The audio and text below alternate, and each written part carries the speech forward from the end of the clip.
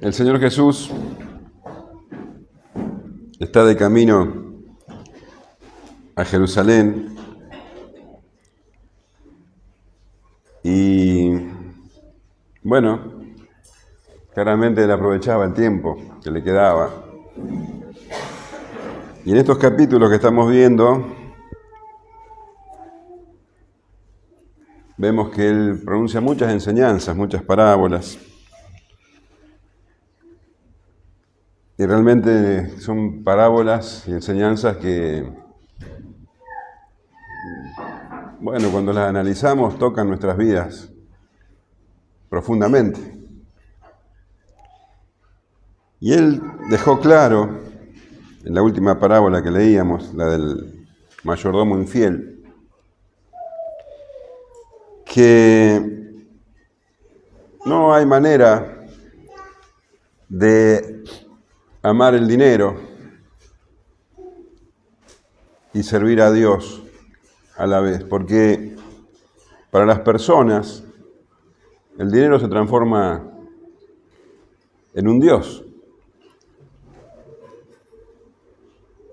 Él dijo: ningún siervo puede servir a dos señores, porque aborrecerá al uno y amará al otro, o estimará al uno y menospreciará al otro. No podés servir a Dios y a las riquezas. Vos fíjate lo terminante que es el Señor. Él afirma que no podés hacerlo, no se puede, es imposible. No podés servir a Dios o amar a Dios y a la vez amar el dinero, servir al dinero. Fíjate que lo pone como un Dios al que se sirve, al que se adora. Y dice: no se puede, no es posible, porque el corazón no se puede dividir. Y si lo pensás, esa elección entre Dios y el dinero es totalmente desbalanceada. Estamos hablando del Dios creador del cielo y de la tierra, el Dios todopoderoso, el Dios soberano sobre todo. De un lado tenés a ese Dios omnipotente, omnisciente, omnipresente, y del otro lado tenés el dinero. Y la Escritura lo dice: el dinero puede ser robado, se puede echar a perder. Si son metales, se pueden oxidar. No hay comparación posible. Sin embargo, la realidad es que la mayoría de las personas confía más en el dinero que en Dios.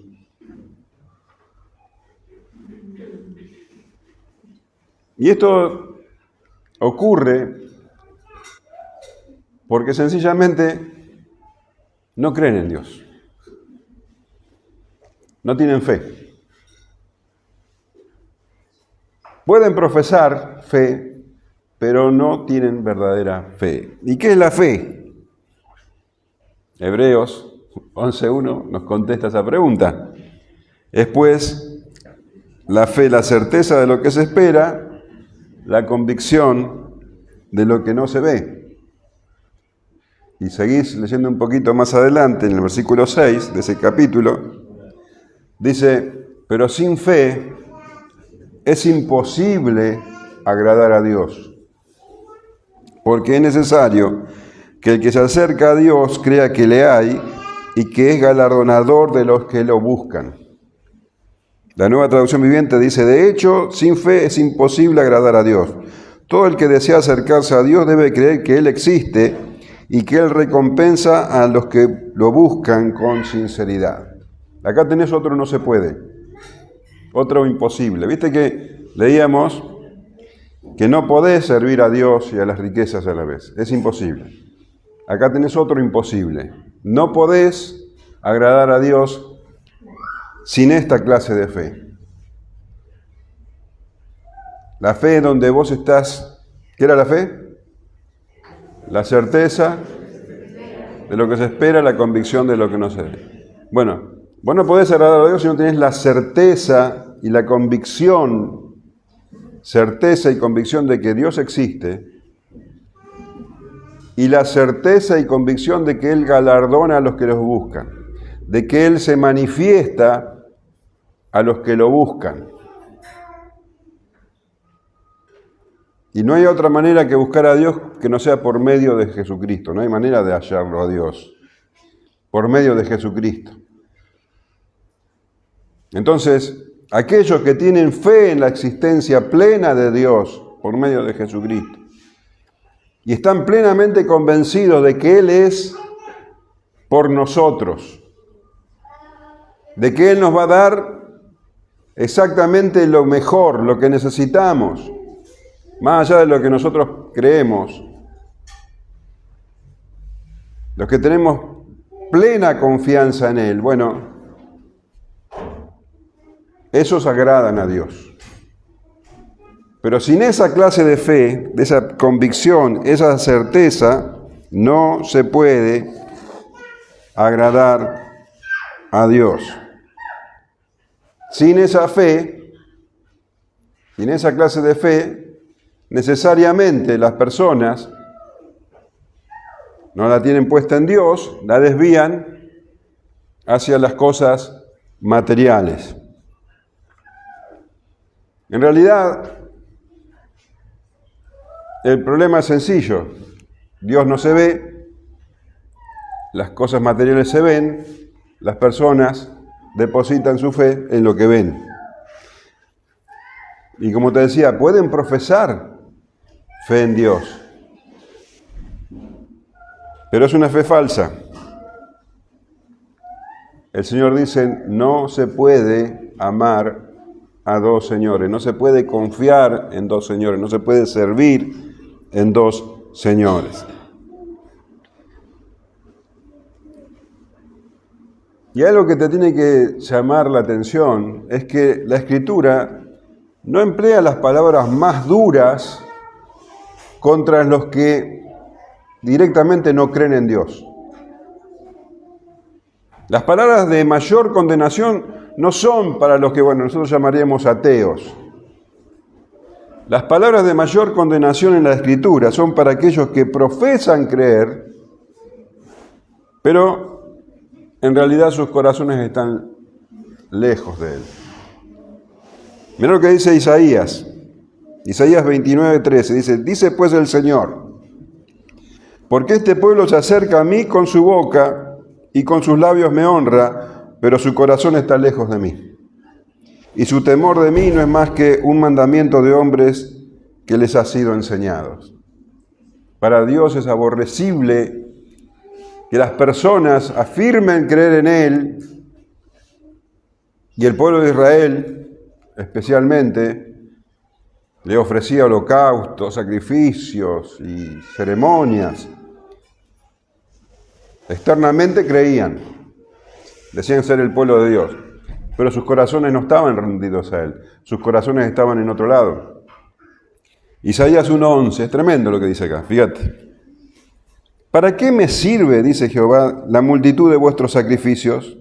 Hastiado estoy de holocausto de carneros y de cebo de animales gordos. No quiero sangre de bueyes, ni de ovejas, ni de machos cabríos. ¿Quién demanda esto de vuestras manos cuando venís a presentaros delante de mí para hollar mis atrios?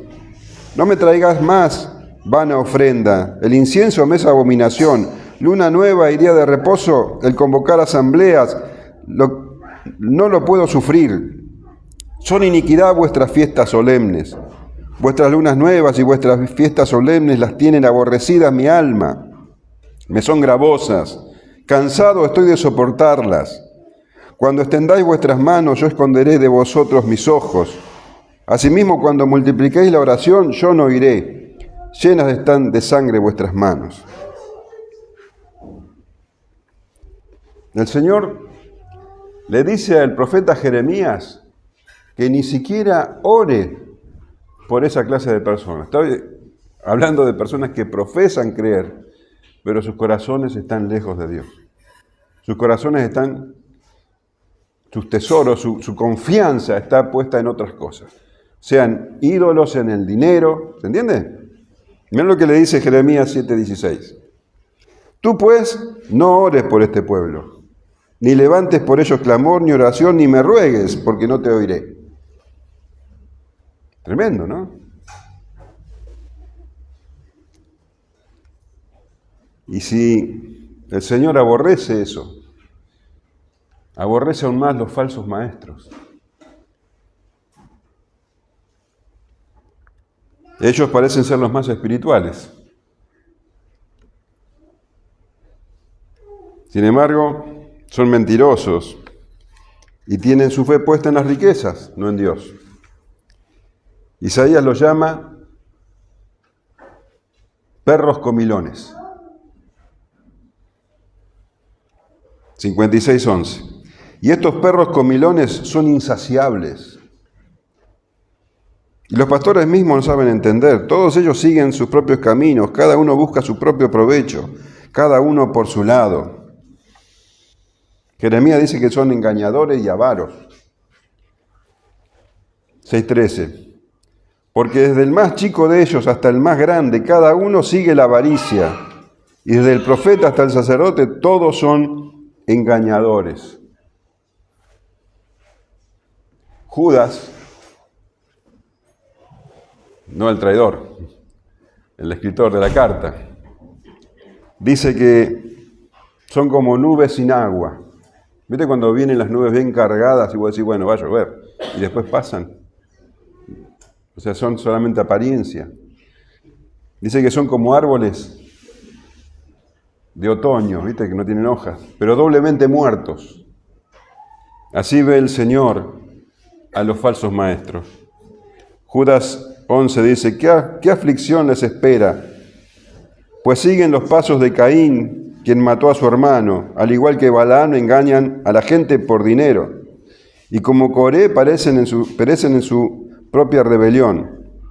Cuando estos individuos participan con ustedes en sus comidas de compañerismo, las cuales conmemoran el amor del Señor, son como arrecifes peligrosos que pueden hacerlos naufragar.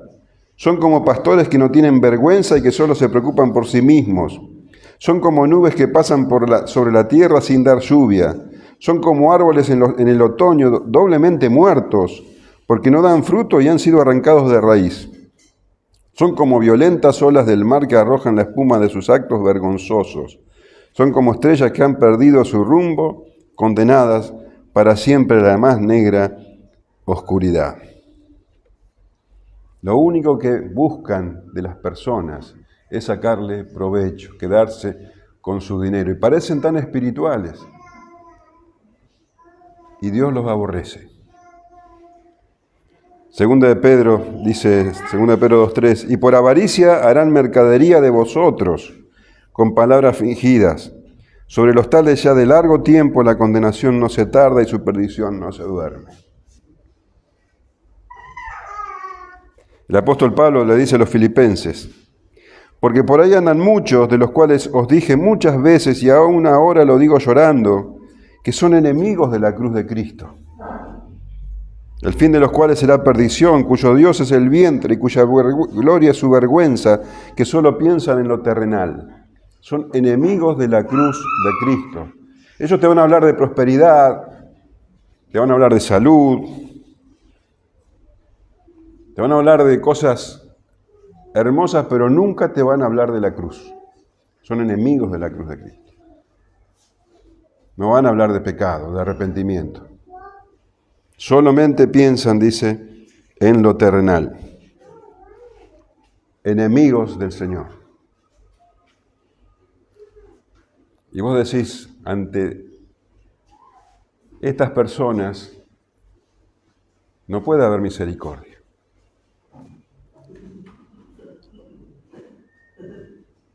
Los escribas y fariseos eran los maestros de Israel, falsos maestros. Ellos eran los que debían llevar al pueblo por el camino de Dios. Sin embargo, los llevaban directo a la condenación. En Mateo 15:14, el Señor dice, son ciegos guías de ciegos, y si el ciego guiare al ciego, ambos caerán en el hoyo. Son ciegos que guían ciegos. Van a la condenación y llevan a otros. Y el Señor había estado narrando esta parábola donde les hablaba del uso sabio del dinero, ¿te acordás? Les decía que era imposible, lo que leíamos al principio, amar a Dios y a las riquezas a la vez.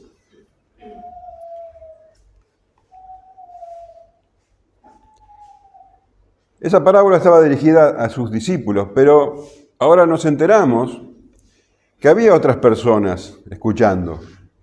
Y entre esas personas que estaban allí, había escribas y fariseos. Y el Señor, con esa parábola, hirió su sensibilidad. Diríamos que metió el dedo en la llaga justamente de estas personas. Había herido su orgullo. Y cuenta la Escritura que empezaron a burlarse de él. Vamos a leerlo. Lucas 16, 14, hasta el versículo 18. Y oían también todas estas cosas los fariseos, que eran avaros, y se burlaban de él. Entonces les dijo: vosotros sois los que os justificáis a vosotros mismos delante de los hombres. Mas Dios conoce vuestros corazones, porque lo que los hombres tienen por sublime, delante de Dios es abominación. La ley y los profetas eran hasta Juan. Desde entonces el reino de Dios es anunciado y todos se esfuerzan por entrar en él. Pero más fácil es que pasen el cielo y la tierra, que se frustre una tilde de la ley. Todo el que repudia a su mujer y se casa con otra adultera. Y el que se casa con la repudiada del marido adultera.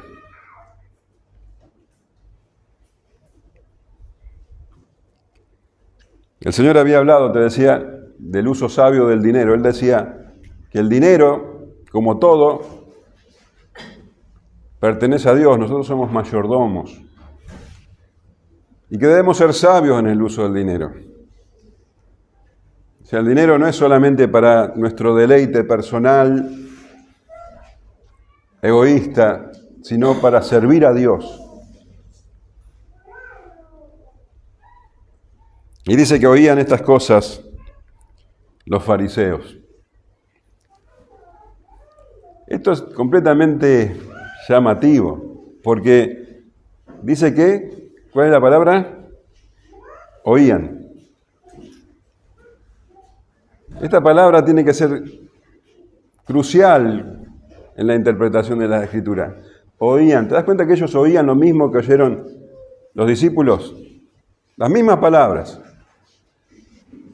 Pero el efecto es totalmente contrario. Se cumple lo que nosotros sabemos. Se cumple lo que el Señor dijo sobre las parábolas. ¿Te acordás? Las parábolas son historias sencillas, pero con un significado profundo. Y ese significado profundo no es para cualquiera. Mateo 13, 12 dice: a los que escuchan mis enseñanzas se les dará más comprensión y tendrán conocimiento en abundancia. Pero a los que no escuchan se les quitará aún lo poco que entiendan. Por eso uso estas parábolas, pues ellos miran, pero en realidad no ven, oyen, pero en realidad no escuchan ni entienden. Y acá tenemos a los fariseos, escuchando las mismas cosas que escucharon los discípulos, pero oyen, pero en realidad no entienden. Lo que son palabras de vida eterna, para unos, para otros son palabras ofensivas. A los hijos de Dios, las palabras del Señor Jesús los edifican, los fortalecen, los confronta con su personalidad, con su carácter, y los hace crecer. Pero a los que no son hijos de Dios, las mismas palabras les provocan una reacción negativa, los indignan. Y dice que ellos oían estas cosas, pero, como te decía, el Señor había metido el dedo en la llaga en ellos. ¿Por qué? Ahí te lo explico. Porque eran avaros.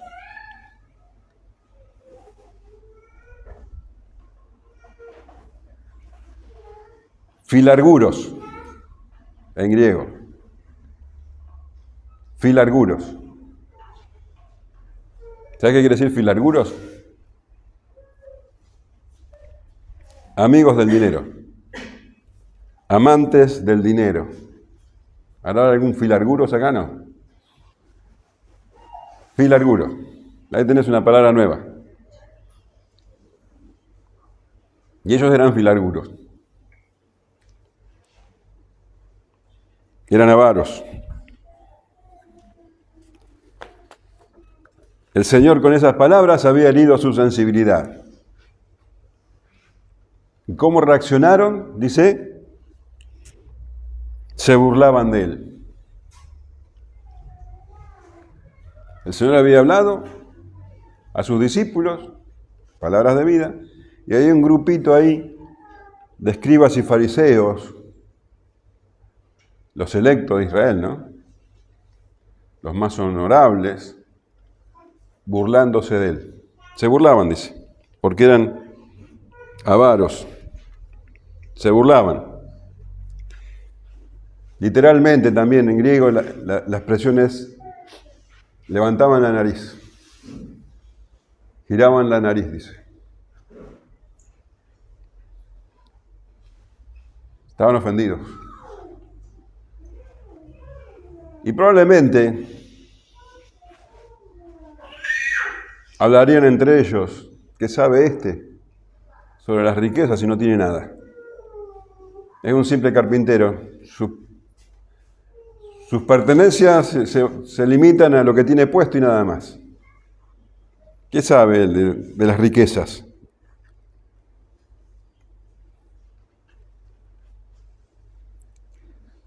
Se burlaban. ¿Y cuál fue la respuesta del Señor Jesús a esta burla? Y yo quiero aprovechar para llevarte a lo que estudiábamos también el jueves. El apóstol Pablo hablaba de que él tenía una lucha dentro de él, como que tenía un intruso dentro de él. La naturaleza pecaminosa, la carne. Él decía, por ejemplo, en el versículo 21 del capítulo 7, así que queriendo yo hacer el bien, hallo esta ley, que el mal está en mí. Porque según el hombre interior me deleito en la ley de Dios, pero veo otra ley en mis miembros que se rebela contra la ley de mi mente y que me lleva cautivo a la ley del pecado que está en mis miembros. La naturaleza pecaminosa que salta en el momento que no esperamos. Y acá el Señor Jesús está siendo burlado, se burlaban de él. ¿Cómo hubieras reaccionado vos ante la burla? Pensalo, ¿cómo hubieras reaccionado vos? ¿Te enojás, te ofendés, te defendés o te vas? Porque tenés dentro tuyo esa naturaleza pecaminosa que te hace reaccionar.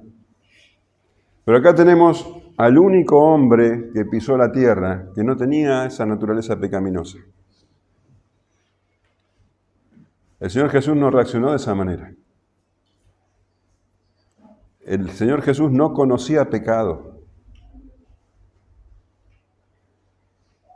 ¿Y sabes qué? La santificación es cada vez parecernos más al Señor Jesús. Así como reaccionó el Señor Jesús, vas a reaccionar vos cuando estés con Él. A eso aspiramos. Cuando vos no tengas pecado, vas a ser como el Señor Jesús. Hoy reaccionás mal, hoy te ofendés y agredís. El Señor Jesús no tenía esa naturaleza pecaminosa delante de Él.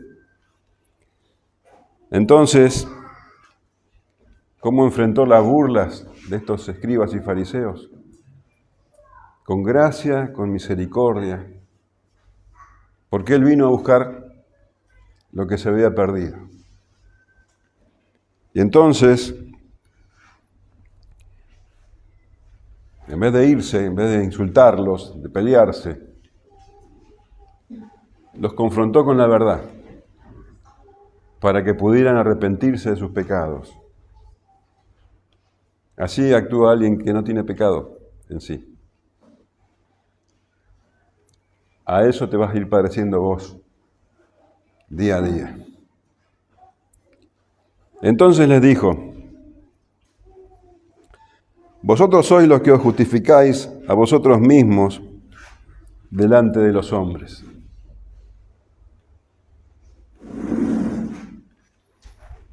Ellos realmente,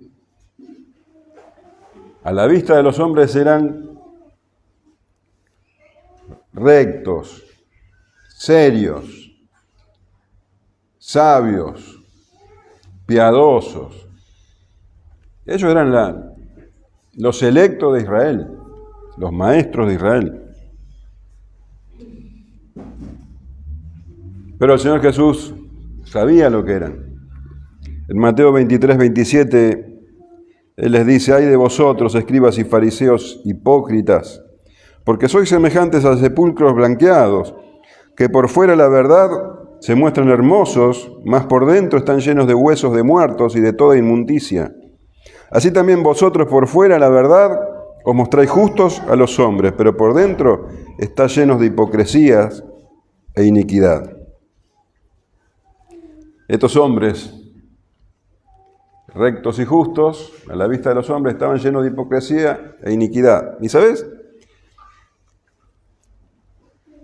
Ellos enseñaban que las riquezas eran la prueba de la aprobación de Dios. La prueba de que Dios los bendecía, que Dios estaba satisfecho con ellos. Relacionaban la riqueza material con la bondad. Si vos tenías riqueza era porque eras un hombre bueno. Cuanto más riqueza tenías, más bueno eras. Y la riqueza era la justa recompensa de Dios. Por eso ellos se encargaban todo el tiempo de demostrar su bondad. Y el Señor Jesús les dice: no sean hipócritas. En el Sermón del Monte,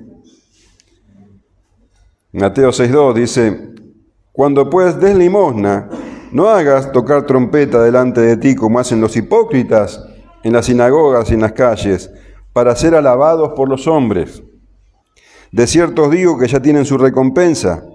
Mas cuando tú des limosna, no sepa tu izquierda lo que hace tu derecha, para que sea tu limosna en secreto, y tu Padre que ve en lo secreto te recompensará en público. Cada vez que ellos iban a ofrendar, que se enteren todos, porque querían demostrar lo bueno que eran. Y lo mismo hacían, y el Señor los expone, cuando oraban, cuando ayunaban. Cuando ores, dice: no seas como los hipócritas, porque ellos aman el orar en pie en las sinagogas y en las esquinas de las calles para ser vistos de los hombres. De cierto os digo que ya tienen su recompensa.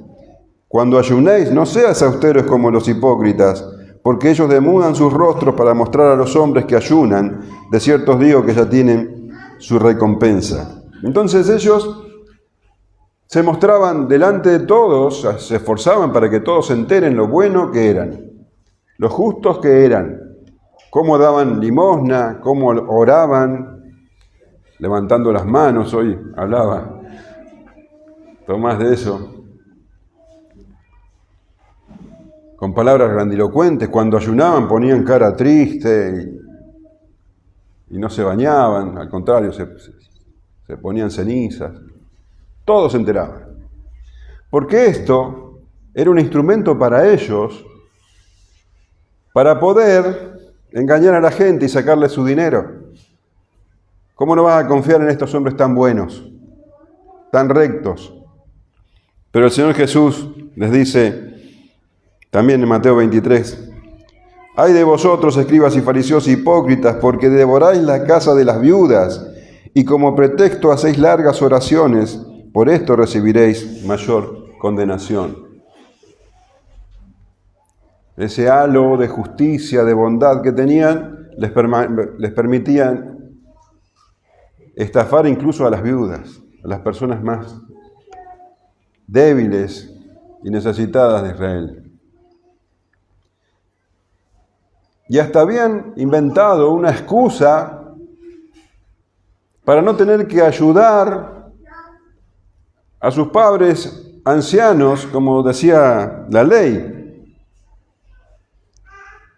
Mateo 15:5 dice, «Pero vosotros decís, cualquiera que diga a su padre o a su madre, ¿es mi ofrenda a Dios todo aquello con que pudiera ayudarte? Ya no ha de honrar a su padre o a su madre, así habéis invalidado el mandamiento de Dios por vuestra tradición». Vos fíjate la bondad de esta gente, ¿no? Ellos amaban el dinero hasta el punto de ni siquiera ayudar a sus padres, pero lo justificaban todo con las tradiciones y sus oraciones y esas cosas. Pero cuanto más se mostraban justos y buenos delante de la gente, se hacían más abominables a Dios. Por eso el Señor dice, más Dios conoce vuestros corazones, porque lo que los hombres tienen por sublime delante de Dios es abominación. No hay manera de engañar a Dios.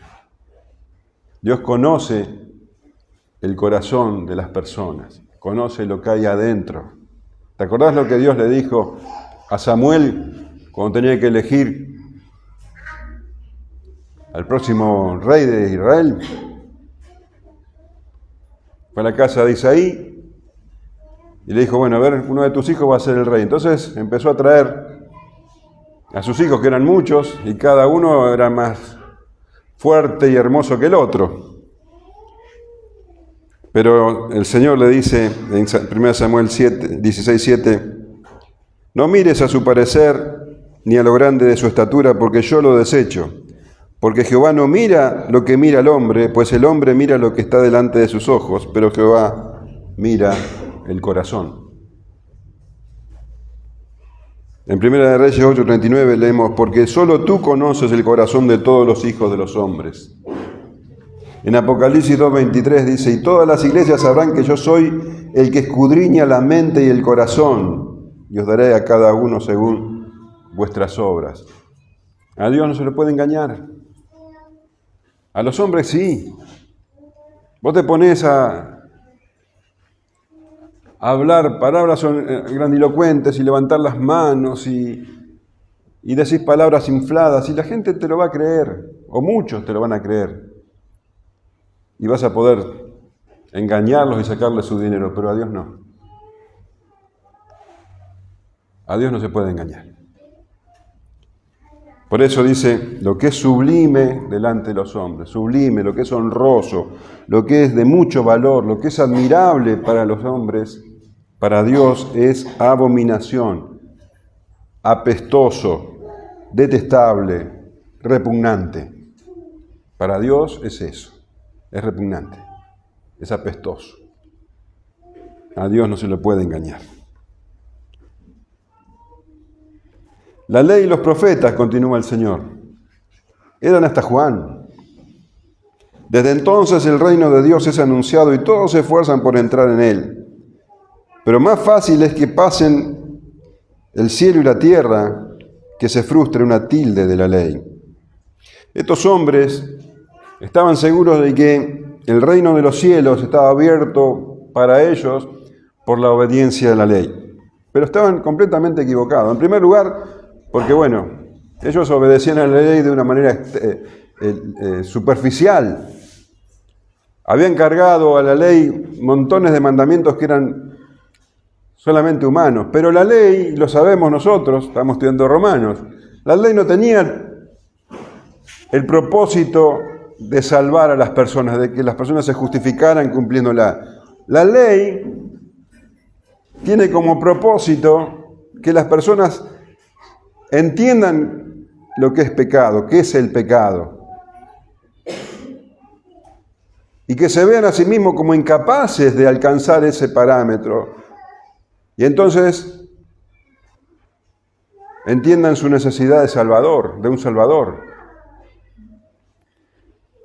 La ley nos justifica. Y el Señor les dice, la ley y los profetas eran hasta Juan. A partir de Juan comenzó un tiempo nuevo.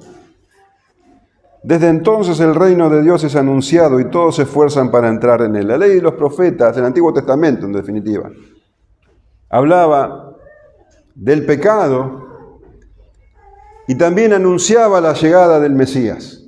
Algún día iba a venir el Mesías. Ahora el Mesías había llegado y Juan fue el primero en anunciarlo. A partir de Juan el reino de los cielos es anunciado y todos se esfuerzan para entrar en él. Pero el esfuerzo era completamente distinto al que ellos hacían, a los que los escribas y fariseos hacían. No tenía que ver con ayunos ni con sacrificios.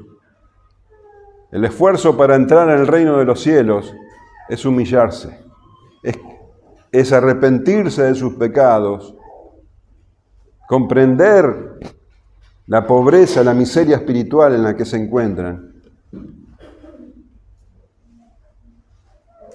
y creer en el Salvador, en Jesucristo. El Señor Jesús había dicho en unos capítulos antes, esforzaos por entrar por la puerta angosta, porque os digo que muchos procurarán entrar y no podrán. El esfuerzo requería arrepentimiento y fe. Y ese arrepentimiento y esa fe no provienen de nosotros, provienen de Dios. Pero estos hombres, lo último que tenían era arrepentimiento y fe. El Señor les estaba llamando a arrepentimiento. Pero el hecho de que el reino de los cielos sea anunciado no significaba que la ley quedaba invalidada, que ya la ley no servía para nada. El Señor dice, pero más fácil es que pasen el cielo y la tierra, que se frustre una tilde de la ley, un puntito de la ley. La ley muestra la voluntad de Dios, muestra el carácter de Dios, el parámetro de Dios. Y el Señor Jesús, lejos de abolir la ley, Él dijo, vine a cumplirla. Él vino a mostrar lo que la ley verdaderamente dice. Bueno, ahí tenés el capítulo 5 de Mateo, y te enseña lo que ustedes oyeron a los antiguos decir no matarás. Y Él explica lo que significa. Si vos odiás a tu hermano, si vos insultás a tu hermano, ya estás cometiendo asesinato. Está tu corazón. Aunque nunca hayas engañado a tu mujer, si miraste a otra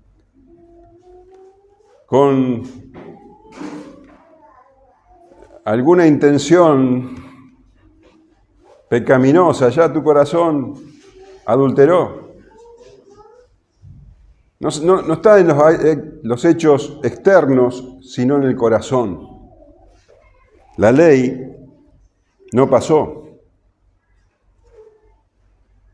Y ahora les iba a mostrar a estos escribas y fariseos que se jactaban de cumplir la ley, de que ellos eran directamente intachables les iba a derribar todo argumento.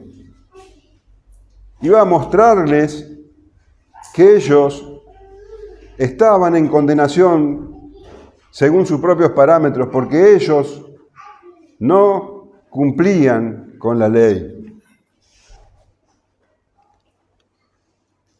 Y el Señor lo hace esto por gracia y por misericordia.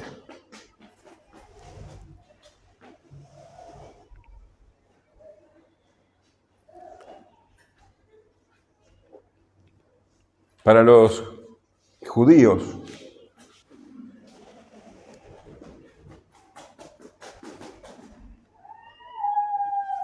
una de las prioridades más grandes, una de las cosas más importantes, era la castidad.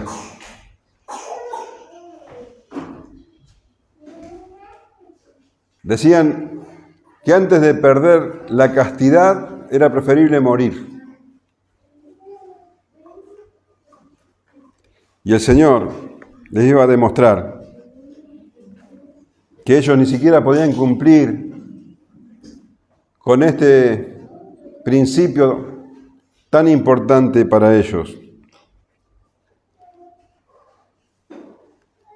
Todo el que repudia a su mujer, les dice el Señor, y se casa con otra, adultera. Y el que se casa con la repudiada del marido, adultera.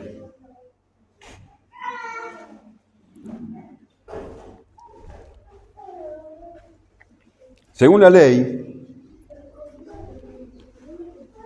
lo leemos en Deuteronomio 24:1,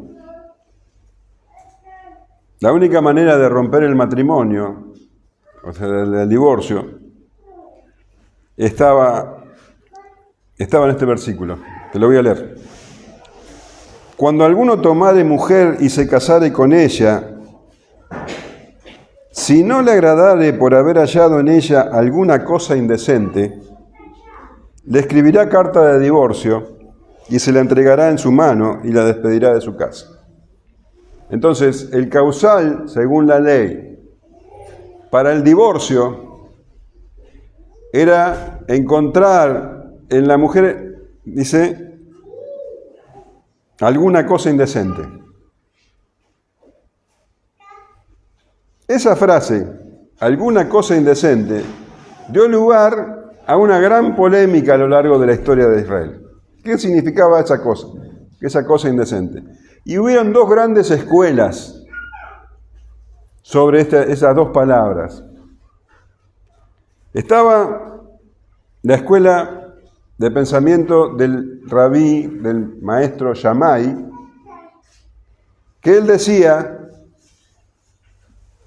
que esa cosa indecente era el adulterio, que solo el adulterio era causal de divorcio. Y estaba la otra escuela del rabí Hillel, que decía que cosa indecente era cualquier cosa que desagradara al marido. Literalmente cualquier cosa que desagradara al marido. Entonces, si la mujer quemaba la comida, podía desagradar al marido y el marido podía literalmente separarse de ella, divorciarse de ella. Si la mujer hablaba en voz muy alta, podía el marido darle carta de divorcio.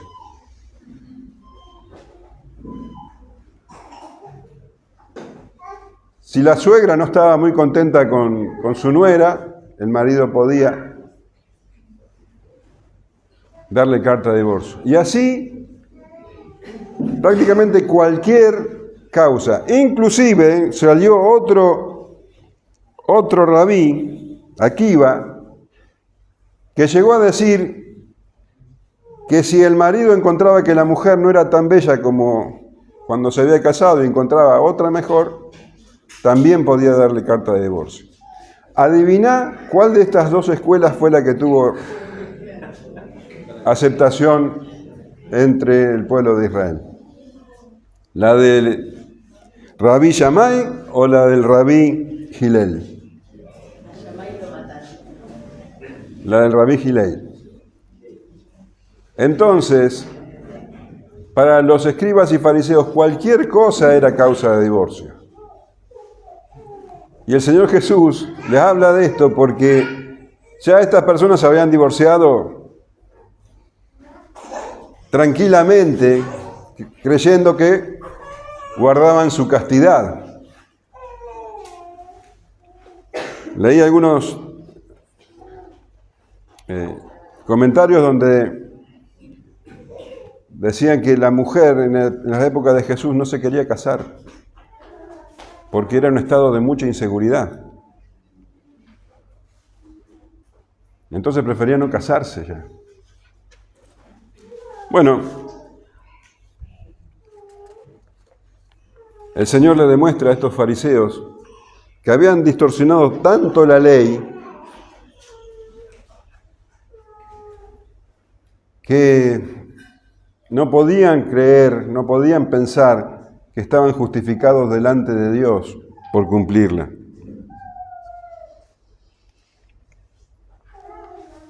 No eran ni de cerca castos, eran adúlteros, todos ellos. Habían faltado a uno de los mandamientos básicos, entre los 10 mandamientos. El Señor Jesús los confronta de esta manera porque necesitaban arrepentirse.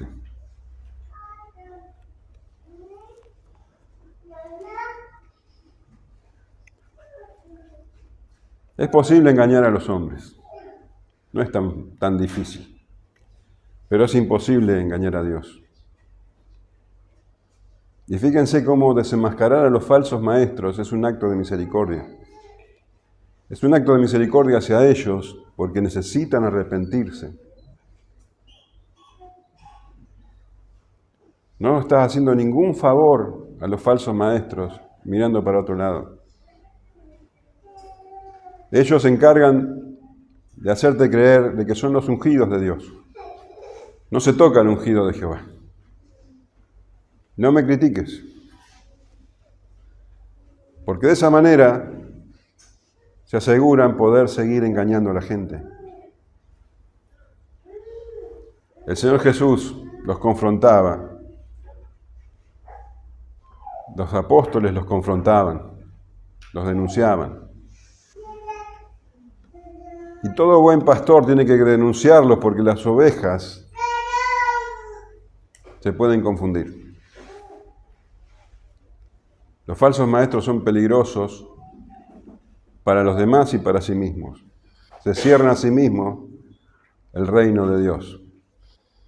Hay que denunciarlo con nombre y apellido, por su bien y por el bien de los que lo siguen. Es un acto de misericordia.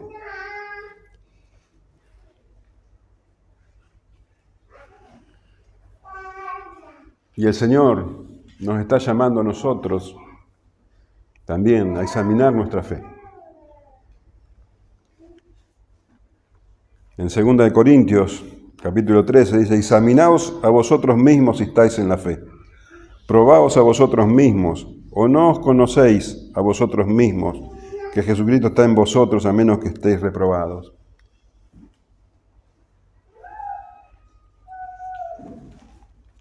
No se puede tener dos señores. No se puede tener dos señores. Y vos tenés que preguntarte, ¿dónde está tu confianza? ¿Dónde está tu tesoro? ¿Dónde están los deseos de tu corazón? Allí donde esté tu tesoro están los deseos de tu corazón, dice el Señor. Y esto es un asunto de suprema importancia. Acordate que el Señor dice: no todo el que me dice Señor, Señor, entrará en el reino de mi Padre. Cuidado, es muy fácil engañarse. Necesitamos examinarnos, necesitas examinar tu fe. ¿Dónde está puesta tu confianza?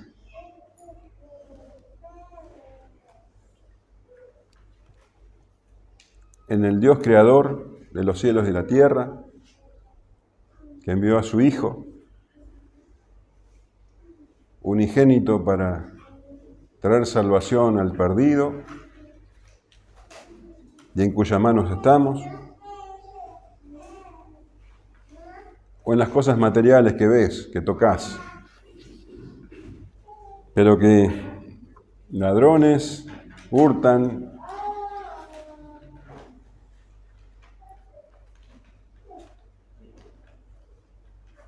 la polilla y el orín corrompen. ¿Dónde está tu fe? Cuidado.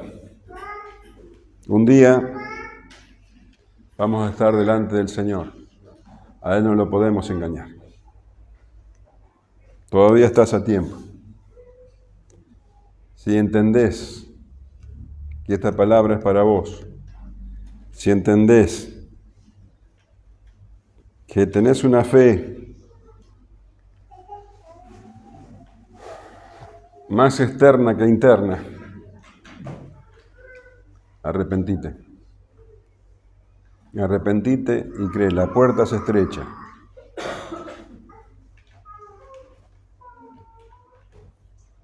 Pero nadie que no tenga la fe que el Señor demanda entrará en el reino de los cielos.